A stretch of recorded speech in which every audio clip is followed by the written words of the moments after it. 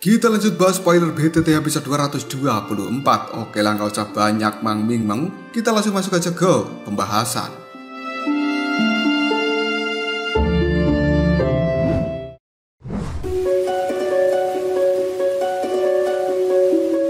Pertempuran di alam bintang telah berakhir dengan cara yang cukup luar biasa. Soyen keluar dari retreatnya dengan kekuatan yang berada di bintang 1 doseng. Reputasi dari Soyen dan juga pavilion bintang jatuh di seluruh dataran tengah ini telah melambung pesat. Dia benar-benar mampu melawan 3 orang elit Banseng dengan kekuatannya sendiri yang membuat 2 Banseng telah mati dan 1 cedera. Pada akhirnya juga telah menarik kekuatan doseng dari klan Hun untuk campur tangan secara pribadi dan membantu Guyao yang merupakan Banseng tingkat tinggi untuk kabur dari alam bintang. Berita pertempuran seperti ini membuat banyak orang yang telah mendengarnya raut wajah mereka langsung berubah dalam sekejap. Di dalam tatapan mata banyak orang, seorang elit Banseng merupakan eksistensi yang cukup legendaris. Namun 2 dari mereka yang tampaknya tidak tersentuh oleh orang biasa benar-benar mampu dibunuh oleh Soyen. Setelah kejadian ini, tidak ada satupun faksi di seluruh dataran tengah yang meremehkan kekuatan dari pavilion bintang jatuh. Di sisi lain, aliansi sungai yang mendalam telah berada di dalam keadaan yang cukup suram. Satu-satunya elit Banseng yang merupakan pimpinan mereka, yaitu Tianming, telah dibunuh oleh Soyen. Kelompok besar yang telah mengikuti aliansi sungai yang mendalam kali ini juga telah banyak yang mati di dalam alam bintang. Semua orang telah menyadari bahwa sebenarnya aliansi sungai yang mendalam mereka berada di masa yang paling sulit. Hanya dengan kekuatan mereka saat ini tidak akan pernah lagi memiliki kemampuan untuk bertarung dengan pavilion bintang jatuh. Di bawah kepanikan seperti ini, banyak sekte yang telah bergabung dengan aliansi sungai yang mendalam. Mereka memiliki kekhawatiran yang cukup tinggi. Bahkan telah banyak sekte yang buru-buru keluar dari aliansi sungai yang mendalam. Hal ini menambahkan penghinaan dan juga cedera dari aliansi tersebut. Kehancuran dari aliansi sungai yang mendalam hanya menunggu waktu. Setelah pertempuran besar di alam bintang, kali ini pavilion bintang jatuh tampak terlihat cukup tenang karena mereka sedang membereskan kekacauan di alam bintang untuk beberapa hari. Karena serangan besar dari aliansi sungai yang mendalam telah membuat pavilion bintang jatuh menderita banyak kerugian dan juga kehancuran di mana-mana. Namun kerugian seperti ini tidak signifikan jika dibandingkan dengan aliansi sungai yang mendalam. Kedamaian ini pun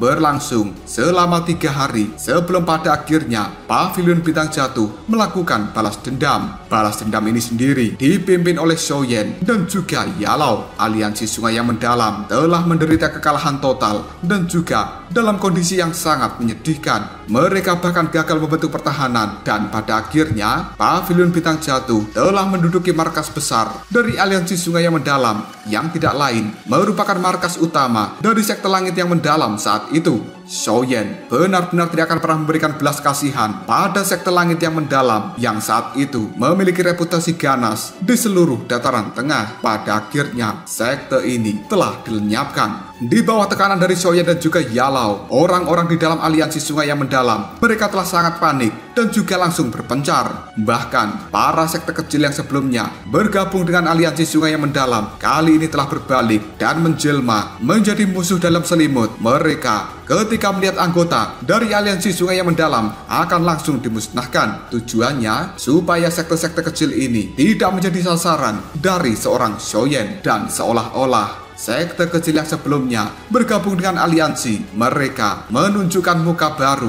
dengan membenci aliansi sungai yang mendalam. Pavilion bintang jatuh tidak peduli dengan apa yang dilakukan oleh sekte kecil itu, dan ini malah akan mempermudah tugas dari Soyen dan juga Yalao. Sasaran utama dari Soyen adalah menuju lembah sungai es dan juga pavilion petir angin. Kedua faksi ini adalah yang paling banyak memberikan serangan pada pavilion bintang jatuh. Selain itu, Soyen juga memiliki dendam yang besar terhadap kedua sekte tersebut. Kali ini Soyen dan juga Yalao akan melenyapkan kedua sekte itu sebagai pencegahan. Cerita kemudian berpindah ke pavilion petir angin. Soyen berdiri di langit dan tatapan matanya melihat pada pavilion petir angin di bawah sana yang sudah diselimuti dengan lautan api. Ekspresi acuh tidak acuh juga terlintas dalam tatapan mata Xiaoyan. Dia telah memimpin pasukan dari Paviliun Bintang Jatuh untuk memberikan serangan yang besar pada tempat ini. Di sepanjang perjalanan menuju tempat ini, Xiaoyan juga telah melenyapkan sekte-sekte yang menjadi antek-antek dari Paviliun Petir Angin. Kali ini, Xiaoyan benar-benar tidak menunjukkan belas kasihan pada musuh masa lalunya. Salah seorang elit Daosun dari Paviliun Bintang Jatuh telah menghajar Lei Xunze, pimpinan dari Paviliun Petir Angin, sampai babak belur. Bahkan tubuhnya dikirim terbang sampai memuntahkan darah segar. Tatapan mata dari Lei Xunze kali ini melihat pada Xiaoyan yang berdiri di langit, yang kemudian dia berteriak, "Xiaoyan, Paviliun Petir Angin milikku ini punya hubungan yang cukup baik dengan suku Pinik Iblis Surgawi, dan suku Pinik Iblis Surgawi pasti tidak akan pernah melepaskanmu jika kau berani menghancurkan Paviliun Petir Anginku." Xiaoyan melihat raut wajah dari Lei Xunze dengan acuh tidak acuh, yang kemudian dia menjawabnya, "Suku Pinik Iblis Surgawi, aku juga akan menyelesaikan dendamku dengan mereka di masa depan nanti. Paviliun Bintang Jatuh milikku memiliki 28 orang ahli yang mati di tanganmu ketika kau melakukan penyerangan, dan kau pada saat itu harusnya menyadari bahwa hari ini pasti akan datang."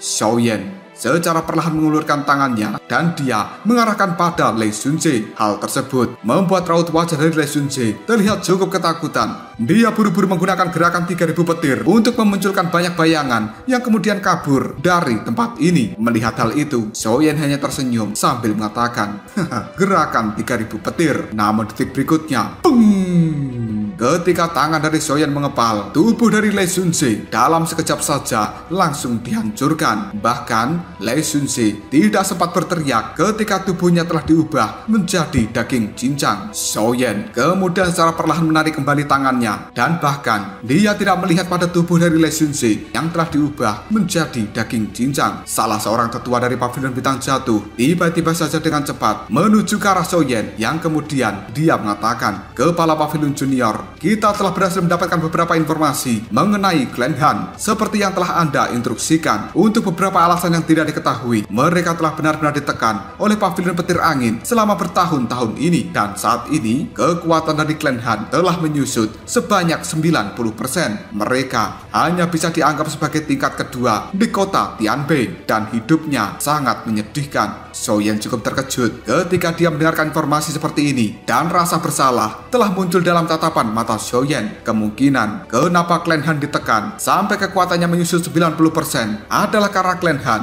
memiliki hubungan yang cukup baik dengan Xiaoyan. Maka dari itu, Paviliun Petir Angin telah mengincar Clan Han dan juga menekannya dalam jangka waktu yang cukup lama. Xiaoyan hanya bisa menarik nafas dalam-dalam, yang kemudian dia mengatakan, "Tetua, apakah kau sudah mengirimkan beberapa orang menuju Clan Han?" Tetua yang ada di hadapan Xiaoyan kali ini dengan hormat menanggapi, "Aku sudah memerintahkan 3 orang tetua untuk menuju Clan Han." Mendengar hal ini, Xiaoyan hanya bisa menganggukkan kepalanya. Cerita kemudian berpindah ke kota Tianbei yang merupakan markas dari Clan Han. Pada saat ini, 3 orang tetua telah muncul di atas Clan Han dengan aura yang sangat menakutkan. Hal tersebut telah menimbulkan keributan di dalam Clan Han sendiri. Banyak orang dari dalam Clan Han langsung keluar dari dalam rumah, kemudian melihat pada 3 tetua yang telah berdiri di langit. Han Ji, yang merupakan pimpinan dari Clan Han, tiba-tiba saja mengatakan, "Para tetua, perkenalkan, aku adalah Han Ji, pimpinan dari Clan Han saat ini. Bolehkah aku tahu kenapa 3 tetua berkunjung ke tempat ini?" 2 gadis cantik telah berdiri di sisi dari Han Ji, yang tidak lain itu merupakan Han Su dan juga Han Yu. Dia adalah putri dari Han Ji yang juga memiliki perasaan terhadap Xiaoyan. 3 tetua yang ada di langit tiba-tiba saja segera turun, dan kemudian salah seorang tetuanya segera mengambil langkah untuk maju sambil mengatakan, "Pimpinan Clan Han, kau tidak perlu terlalu sopan seperti ini. Kita bertiga berasal dari Paviliun Bintang Jatuh, dan kita datang ke tempat ini atas perintah dari Kepala Paviliun Junior Xiaoyan. Bolehkah aku tahu, apakah Clan Han milikmu tertarik untuk memperluas wilayah dari Clan Han sendiri dengan menempati markas dari Paviliun Petir Angin yang berada di wilayah utara?" Semua orang dari Clan Han cukup tercengang ketika mendengar ucapan tersebut, yang kemudian mereka mengatakan, "Paviliun Bintang Jatuh." Sementara Hansu tiba-tiba saja dengan gemetaran dia mengatakan sebenarnya ini adalah utusannya. Hanyu yang berada di samping dari Hansu juga langsung berkata, benar, ini adalah karena Shoyen. Tetua itu pun hanya bisa tertawa ketika melihat keterkejutan dari orang-orang klan Han. Yang kemudian tetua itu pun mengatakan pavilion petir angin saat ini sudah tidak ada lagi di wilayah utara. Jika klan Han tertarik, kalian bisa menduduki markas dari pavilion petir angin dan kita bertiga akan memberikan bantuan yang terbaik pada kalian. Hanji pun cukup terkejut mendengar ucapan dari tetua tersebut. Tubuhnya gemetaran. Kemudian sebuah kegembiraan telah muncul di raut wajahnya. Pavilion bintang jatuh sekarang telah menjadi faksi super di seluruh dataran tengah. Jika klan Han bernaung di bawah pavilion bintang jatuh, maka tidak ada satupun faksi di seluruh dataran tengah yang berani untuk mengganggu klan Han lagi di masa depan nanti. Tetua itu pun ketika melihat kegembiraan di raut wajah dari Hanji, tiba-tiba saja mengatakan, pimpinan klan Han, percayalah bahwa kepala pavilion junior Shoyen telah secara pribadi mengatakan hal ini dan dia tidak pernah salah tentang hal ini. Hansu tiba-tiba saja dengan raut wajah yang cukup malu, dia melihat pada tetua itu sambil berkata, apakah Shoyen tidak datang ke tempat ini? Tetua dari pavilion bintang jatuh itu hanya terdiam sejenak sebelum pada akhirnya menggelengkan kepalanya. Dia melihat pada Hansu dan seolah-olah mengetahui bahwa sebenarnya gadis ini memiliki perasaan yang cukup mendalam kepada Shoyen. Namun tetua itu tidak ingin membahas masalah tentang hati. Dia hanya mengeluarkan botol giok dari dalam cincin penyimpanan, kemudian diberikan pada Hansu dan juga Hanyu sambil mengatakan, kepala pavilion junior telah mengatakan padaku untuk memberikan benda ini pada kalian berdua, dan kepala pavilion junior juga telah memintaku untuk berterima kasih pada Nona Hansu karena telah menyelamatkan kepala pavilion junior saat itu. Tatapan mata dari Hansu sekarang telah meredup ketika dia melihat botol giok dan secara diam-diam Hansu hanya bisa menganggukkan kepalanya tanpa berbicara lagi. Tubuhnya langsung berbalik dan dia pergi. Sementara Hanyu hanya bisa menghela nafas panjang serta menggelengkan kepalanya ketika melihat kelakuan dari adiknya. Kali ini Hanyu buru-buru menyusul Hansu yang masuk ke dalam ruangan dan dia memeluknya dari belakang. Hanyu selalu mengetahui bahwa adik perempuannya ini memiliki perasaan terhadap Shoyen. Namun Shoyen adalah keberadaan yang terlalu mempesona.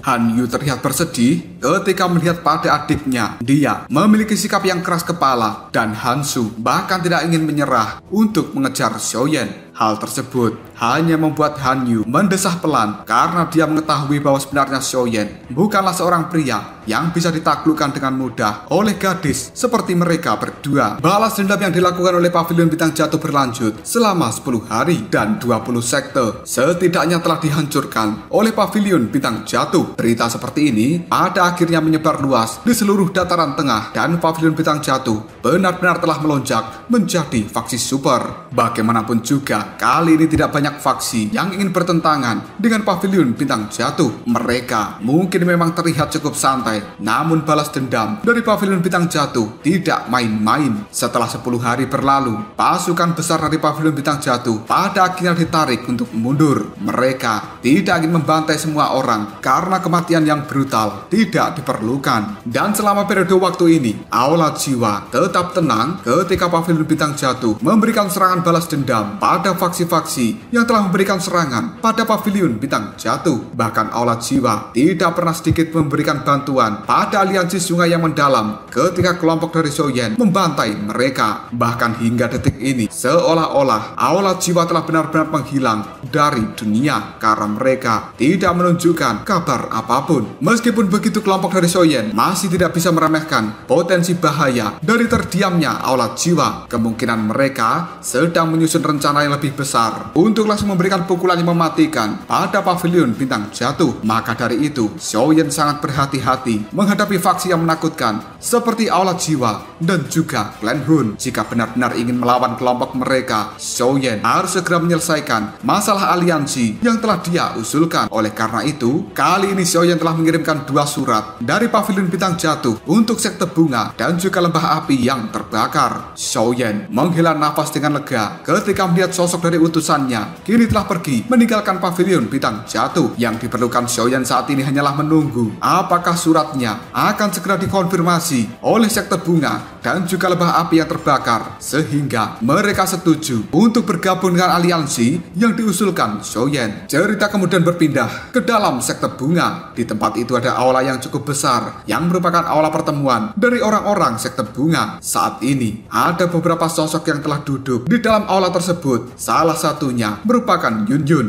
Namun dia tidak duduk di kursi pimpinan, dan sebaliknya duduk di kursi bawah. Sementara di kursi pimpinan telah ada dua orang tetua yang tidak lain merupakan tetua agung dari sekte bunga. Keheningan yang berada di dalam aula besar dari sekte bunga telah berlanjut untuk beberapa saat sebelum pada akhirnya salah satu wanita yang duduk di kursi pimpinan yang merupakan tetua agung segera mengatakan, "Tetua pertama, bagaimana pendapatmu tentang tawaran dari Shoyen ini?" Tetua pertama ragu-ragu sejenak sebelum pada akhirnya dia mengatakan, "Tetua agung, pavilion bintang jatuh saat ini sangat berbeda dari sebelumnya. Bahkan sekte bunga kita tidak bisa dibandingkan dengan mereka dalam hal kekuatan. Meskipun mereka telah tumbuh, masih ada celah yang cukup besar antara pavilion bintang jatuh dan juga aula jiwa. Dan saat ini, pavilion bintang jatuh serta aula jiwa, mereka adalah musuh besar. Jika kita setuju dengan aliansi, itu sama saja artinya dengan kita menentang aula jiwa. Dan hal seperti ini adalah sesuatu yang cukup berbahaya." Wanita berpakaian kuning yang merupakan tetua agung, meskipun sudah tua, namun terlihat masih cukup muda dan juga cantik. Dirinya kemudian mengatakan, "Aku tidak pernah menduga bahwa sebenarnya Yao Chen, dia tidak pernah mati dan bahkan malah bisa menembus ke tahap Banseng tingkat tinggi. Bahkan muridnya yang bernama Shoyen ini lebih menakutkan jika dibandingkan dengan Yao Chen. Dia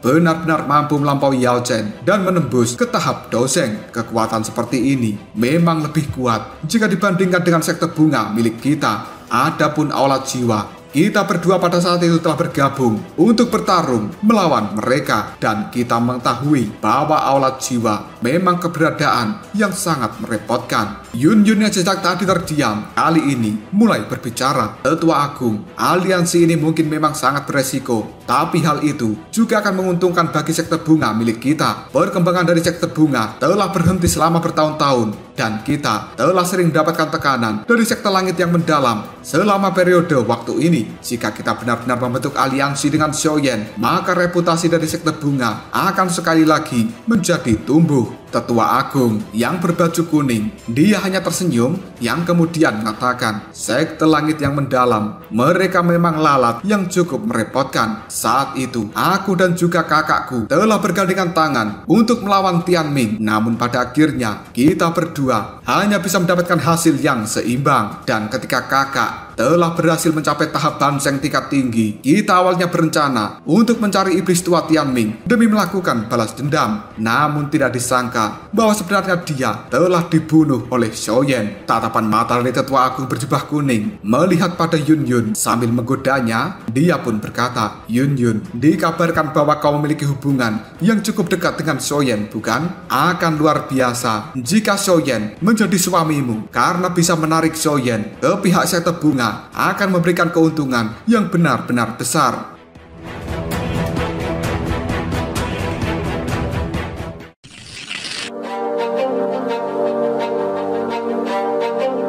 Mendengar ucapan dari tetua agung berjubah kuning membuat Yun Yun raut wajahnya berubah menjadi memerah dan dia menggelengkan kepalanya. Tidak disangka tetua agung akan bercanda seperti ini. Selanjutnya, tetua agung itu kembali mengatakan, "Masalah serius seperti ini harus diputuskan oleh kakak perempuanku." Tatapan matanya kemudian melihat pada seorang wanita yang berada di sampingnya kali ini, dan semua orang dari sekte bunga yang berada di dalam ruangan ini segera melihat pada tetua agung berjubah putih yang sejak tadi terdiam dan tidak mengatakan hal apapun. Dia merupakan kakak dari tetua agung berjubah kuning. Tatapan mata dari tetua agung berjubah putih kali ini melihat semua orang yang berada di dalam ruangan ini sambil mengatakan, "Bergabunglah dengan aliansi dan kita lawan aula jiwa." Mendengar ucapan tersebut, Yun Yun segera menganggukkan kepalanya dan dia merasa cukup lega. Sementara tetua agung berjubah kuning hanya bisa tertawa sambil mengatakan, "Hahaha, aku sudah tahu bahwa sebenarnya kau akan membuat pilihan seperti ini. Pada saat itu, kau bahkan berani berdebat dengan guru karena orang tua Yao Chen itu. Tapi kau juga harus menyadari dengan jelas bahwa orang tua Yao Chen kemungkinan tidak memiliki perasaan terhadapmu. Sudahlah, kita tidak perlu membahas soal hati. Karena kakak perempuanku sudah membuat keputusan, maka kirimkan surat balasan pada Pavilion Bintang Jatuh. Kita menerima untuk bergabung dengan aliansi. Para tetua yang berada di dalam aula dari sekte bunga ini segera menganggukkan kepalanya dan mereka menjawab secara serempak. Baiklah, cerita kemudian berpindah pada lembah api yang terbakar. Ada seorang tetua yang tiba-tiba saja berteriak dengan nada yang cukup marah. Apa? Bergabung dengan aliansi? Berurusan dengan aula jiwa? Mereka bukan manusia dan juga bukan hantu. Orang-orang dari aula jiwa sangat menjijikkan. Siapa yang berani menantang mereka tanpa alasan? Tidak mungkin. Aku tidak mau bergabung dengan aliansi. Suruh mereka untuk segera pergi. Tang Zhen dan juga Tang Huo'er yang berada di hadapan dari orang tua ini hanya bisa menggelengkan kepalanya. Reaksi dari orang tua ini memang sangat berlebihan. Dan sebenarnya orang tua itu merupakan leluhur dari lembah api yang terbakar. Ketika memberikan reaksi yang cukup berlebihan, pada akhirnya orang tua itu langsung terbatuk. Tang Huo'er buru-buru melangkah maju dan dengan lembut menepuk punggung dari leluhur lembah api yang terbakar. Orang tua itu kemudian mengatakan, "Huo'er, terima kasih banyak karena kau masih perhatian pada kakekmu." Setelah orang tua ini bisa meredam emosinya, dia melirik pada gulungan yang berada di atas meja, yang kemudian tiba-tiba saja orang tua itu mengatakan, "Apa? Sebenarnya Xiaoyan dari Pavilion Bintang Jatuh merupakan dosen bintang 1. Dia tidak terlalu tua kan? Jika penampilannya lumayan, minta saja dia untuk menikahi Tang Huo'er dan aku akan setuju untuk bergabung dengan aliansi." Mendengar ucapan dari kakeknya membuat Tang Huo'er segera menepuk punggung kakeknya itu dengan cukup keras. Hal ini dilakukan oleh Tang Huo'er sambil mengatakan, dasar orang tua, kau seharusnya tidak berlebihan tentang hal ini karena kau harus mengkhawatirkan tidak akan ada orang yang mengirimmu ketika kau mati nanti. Maka dari itu kau jangan banyak omong kosong." Tang Zhen kemudian mengatakan, "Huo'er, jangan kasar-kasar pada kakekmu." Sementara kakek dari Huo'er yang merupakan leluhur dari lembah api yang terbakar, tiba-tiba saja ekspresi di raut wajahnya telah berubah menjadi cukup aneh, yang kemudian dia mengatakan, "Xiaoyan mampu mencapai prestasi dosen dalam usia yang masih cukup muda, menunjukkan betapa luar biasanya bocah ini, dan dia bahkan mampu membuat kalian berdua berdiri di sisinya. Jelas Xiaoyan ini tidak bisa diremehkan karena kalian memiliki kesan yang baik terhadap bocah itu." Tang Huo'er tiba-tiba saja berbalik dan dia segera kembali untuk duduk. Sementara Tang Zhen hanya bisa mengatakan, "Leluhur, mereka telah mengatakan bahwa akan membantumu menyelesaikan masalah luka di dalam tubuhmu jika kau menyetujui aliansi ini." Leluhur dan lembah api yang terbakar mengangkat alisnya yang kemudian dia mengatakan, "Hah? Benarkah hal itu? Tapi bagaimana jika aku tidak setuju untuk bergabung dengan aliansi?" Tang Zhen hanya tersenyum sambil mengatakan, "Jika kau tidak setuju, Xiaoyan juga mengatakan padaku bahwa dia akan tetap membantumu untuk menghilangkan seluruh masalah yang tersembunyi di dalam tubuhmu." Orang tua itu langsung menegang ketika mendengar ucapan dari Tang Zhen. Dia langsung menggigit buah yang ada di hadapannya dan kemudian membuangnya begitu saja sambil mengatakan, "Bocah kecil ini tidak buruk. Tanpa bagian terakhirnya, aku mungkin tidak akan setuju untuk bergabung dengan aliansi." Tang Zhen hanya tertawa sambil mengatakan, "Leluhur, apa maksudmu?" Pria tua itu pun tiba-tiba saja berdiri sambil mengatakan, "Mulai hari ini, lembah api yang terbakar bergabung dengan aliansi. Sudah bertahun-tahun aku tidak keluar dari tempat persembunyianku dan aku ingin tahu apakah seluruh benua ini masih mengingat tentang nama besarku, yaitu leluhur Hun Yun." Cerita kemudian kembali ke Pavilion Bintang Jatuh. Dua tetua yang merupakan utusan dari Xiaoyan sekarang telah kembali dengan raut wajah yang dipenuhi kegembiraan. Melihat hal tersebut, Xiaoyan pun segera bertanya, apakah sekte bunga dan juga lembah api yang terbakar setuju bergabung dengan aliansi? Salah satu tetua tiba-tiba saja tersenyum sambil mengatakan, "Hahaha, sekte bunga dan juga lembah api yang terbakar, mereka telah memberikan kita jawaban yang jelas dan mereka sedang menunggu kepala Pavilion Junior untuk memutuskan kapan mengumumkan berita tentang aliansi tersebut." Xiaoyan, Cailin, dan juga yang lainnya pun hanya bisa menghela nafas dengan lega ketika mendengar ucapan dari dua tetua ini.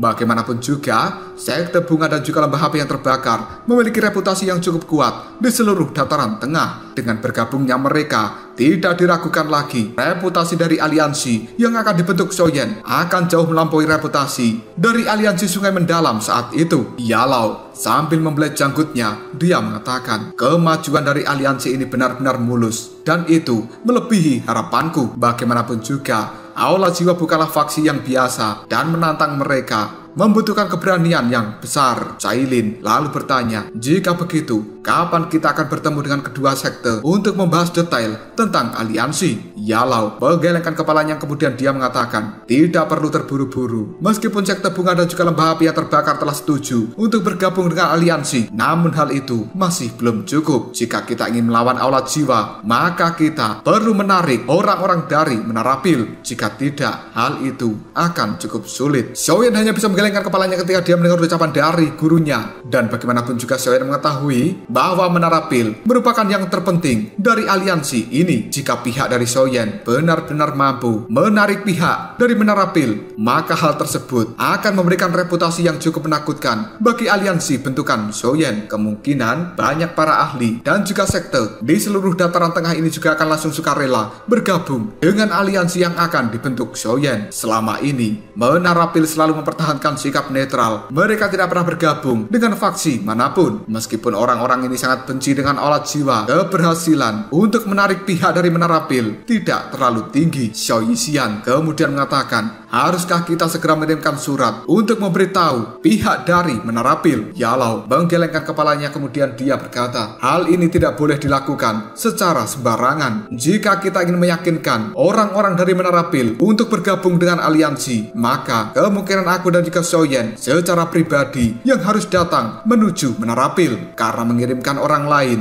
untuk berhadapan dengan orang-orang dari Menara Pil pasti tidak akan membuahkan hasil yang baik. Soyen hanya menganggukkan kepalanya ketika dia mendengar ucapan dari gurunya. Bagaimanapun juga, Menara Pil merupakan faksi besar dan reputasinya tidak bisa dibandingkan dengan sekte bunga dan juga lembah api yang terbakar. Maka dari itu, Soyen dan juga Yalau memang secara pribadi harus datang ke tempat itu. Cailin kemudian berkata, jika memang seperti ini, maka aku akan mengurus pavilion bintang jatuh selama kalian pergi dan menyelesaikan masalah dengan Menara Pil. Karena saat ini kondisi dari pavilion bintang jatuh sudah stabil, maka hal itu akan lebih mudah untuk diatur. Kapan kalian berdua akan segera berangkat menuju Menara Pil? Soyen bertukar pandang dengan Yalau yang kemudian dia mengatakan, masalah ini tidak bisa ditunda. Kita akan berangkat hari ini juga. Setelah membuat keputusan, Soyen dan juga Yalau pada akhirnya tidak menunda waktu lagi. Keduanya pun segera melakukan persiapan sebelum pada akhirnya akan pergi menuju wilayah Pil. Karena kondisi dari pavilion bintang jatuh baru saja stabil, hanya mereka berdua yang melakukan perjalanan. Sementara Cailin, Xiao Yixian, Xinglin, dan juga yang lainnya tetap menjaga pavilion bintang jatuh ini. Xiaoyan dan juga Yalau, mereka merupakan seorang elit tingkat tinggi dan kecepatan di dalam pergerakannya tidak bisa dibandingkan dengan para ahli biasa. Mereka telah merobek ruang dimensi dan membentuk lubang hitam. Pada akhirnya bisa mencapai kota Pil Suci hanya dalam waktu setengah hari. Tatapan mata Soyen cukup emosional ketika dia melihat kota Pil Suci. Tempat ini merupakan tempat pertama bagi seorang Soyen benar-benar menjadi terkenal di seluruh dataran tengah. Dia telah mengikuti perkumpulan Pil dan pada akhirnya mengandalkan kekuatan sendiri untuk membalikkan keadaan dan mengalahkan ahli dari Aula Jiwa, sehingga Soyen menjadi juara dari perkumpulan Pil. Sejak saat itu, Menara Pil juga telah berhutang budi pada Soyen karena telah berhasil mengambil posisi juara. Jika saja saat itu yang menjadi juara adalah orang dari Aula Jiwa, maka reputasi dari Menara Pil akan langsung hancur. Soyen dan juga Yalau pada akhirnya bergerak dengan cukup cepat untuk memasuki kota Pil Suci dan mereka benar-benar telah sampai di Menara Pil. Soyen dan juga Yalau kali ini telah berada di dalam aula besar dari Menara Pil ini. Yalau sambil meminum teh,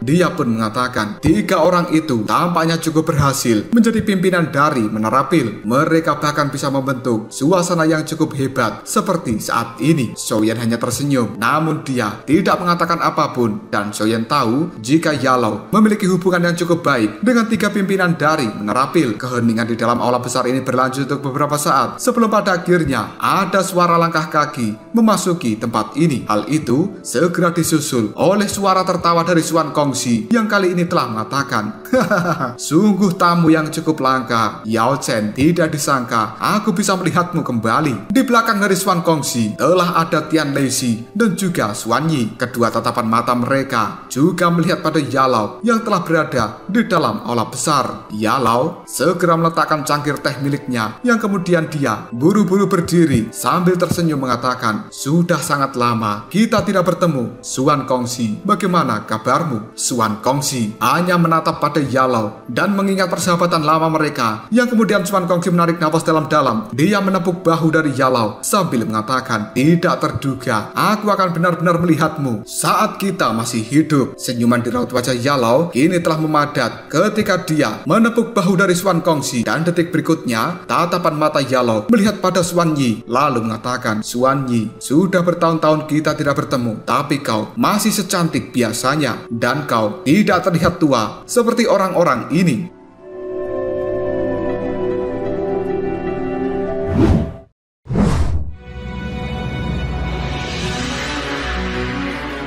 Dalam sekejap saja raut wajah dari Xuan Yi segera memerah setelah mendapatkan pujian dari Yalao. Sikapnya yang seperti ini membuat Xiaoyan tidak mampu berkata apapun karena dia tahu bahwa sebenarnya Xuan Yi memiliki hubungan yang cukup mendalam dengan Yalao. Kemungkinan mereka berdua merupakan sepasang kekasih. Xiaoyan hanya terdiam ketika Yalao sedang asik mengobrol dengan kelompok Xuan Kongxi. Beberapa saat kemudian tatapan mata dari Xuan Kongxi segera melihat pada Xiaoyan lalu mengatakan, "Hahaha, Yao Chen, kau benar-benar memiliki murid yang cukup luar biasa. Dia masih muda, tapi sudah bisa mencapai tahap Daoseng. Selain itu, dia juga menghargai sebuah hubungan. Jika ada kecelakaan yang terjadi padamu saat itu, aku sebenarnya berniat ingin merebut Xiaoyan menjadi muridku." Mendengar ucapan dari Xuan Kongxi membuat Xiaoyan tertawa, yang kemudian dia mengatakan, "Tetua Xuan Kongxi, tolong kau jangan menggodaku seperti ini." Xuan Kongxi hanya bisa tersenyum sambil mengatakan,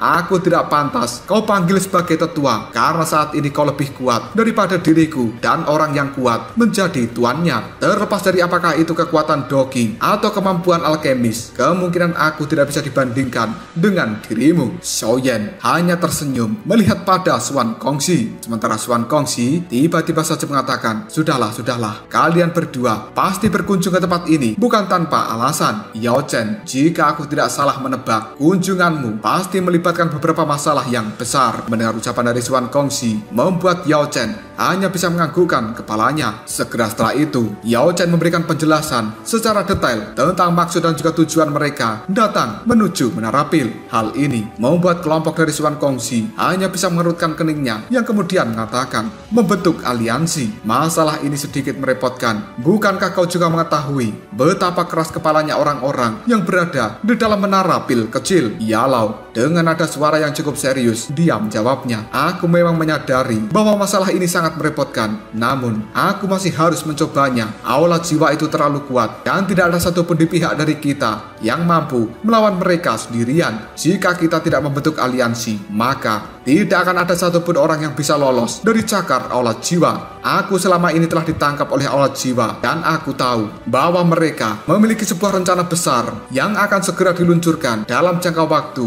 yang mungkin tidak lama lagi." Xuan Kongxi hanya menganggukkan kepalanya ketika mendengar ucapan dari Yalao. Dia juga mengetahui selama periode waktu ini aula jiwa telah banyak menangkap tubuh jiwa, namun pihak dari Menarapil masih tetap terdiam, dan bahkan berita tentang seperti ini masih tidak membuat orang-orang tua yang berada di dalam Menarapil kecil untuk segera menunjukkan dirinya dan mengatasi kejahatan dari aula jiwa. Xuan Yi tiba-tiba saja mengerutkan keningnya lalu dia berkata, "Masalah seperti ini sebenarnya akan lebih mudah jika leluhur ada di tempat ini. Hanya satu kata darinya akan membuat para orang tua itu menentukan jawaban akhir." Yalao bertanya dengan nada suara yang cukup terkejut, apakah sebenarnya orang itu telah kembali menghilang? Xuan Kongxi dan juga dua orang lainnya hanya bisa tersenyum sambil menganggukkan kepalanya. bertanya, dan Xuan Kongxi kali ini mengatakan orang itu memang telah lama menghilang dan sudah bertahun-tahun kita tidak pernah mendengar kabarnya. Jika saja token giok spiritualnya tidak menunjukkan bahwa dia dalam kondisi baik-baik saja, kemungkinan kita semuanya akan berpikir bahwa orang itu telah mengalami sebuah kecelakaan. Xiaoyan dengan raut wajah cukup kebingungan, dia bertanya, apakah yang kalian maksud adalah leluhur dari menara pil ini, dan kenapa kalian menyebutnya sebagai sebuah benda? Xuan Kongxi ragu-ragu sejenak sebelum pada akhirnya dia mengatakan, leluhur ini bisa dianggap sebagai salah satu pendiri dari menara pil. Dia juga orang yang paling berpengalaman di dalam menara pil sendiri. Hanya satu kata-katanya akan bisa mempengaruhi semua keputusan yang ada di tempat ini. Jika dia setuju dengan aliansi, maka akan sangat mudah membentuk aliansi denganmu. Namun jika dia tidak setuju, maka tidak akan pernah ada harapan untuk aliansi yang kau sebutkan. Namun leluhur ini suka berkeliaran. Dia selalu bersenang-senang di dunia ini dan dirinya juga akan menghilang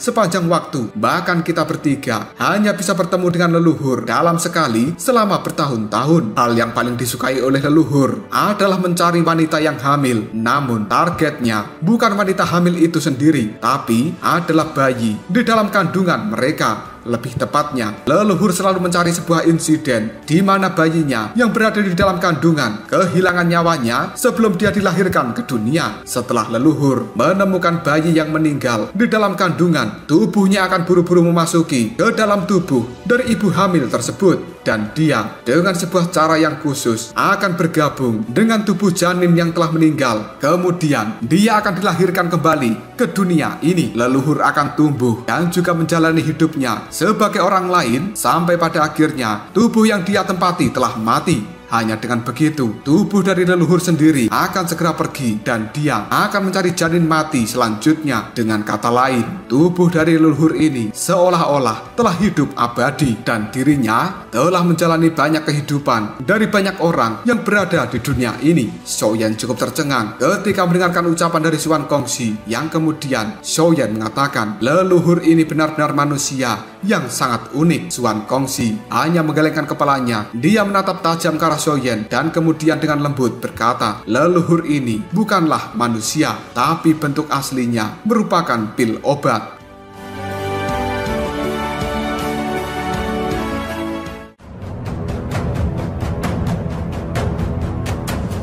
Lalu apakah yang akan terjadi selanjutnya? Sebenarnya, seperti apakah sosok dari leluhur menara pil ini yang disebutkan bahwa dia merupakan pil obat, dan kenapa bisa pil obat menjadi leluhur yang paling ditakuti di dalam menara pil sendiri? Jika kalian penasaran, tunggu aja jawabannya di next video. Kopral Sal.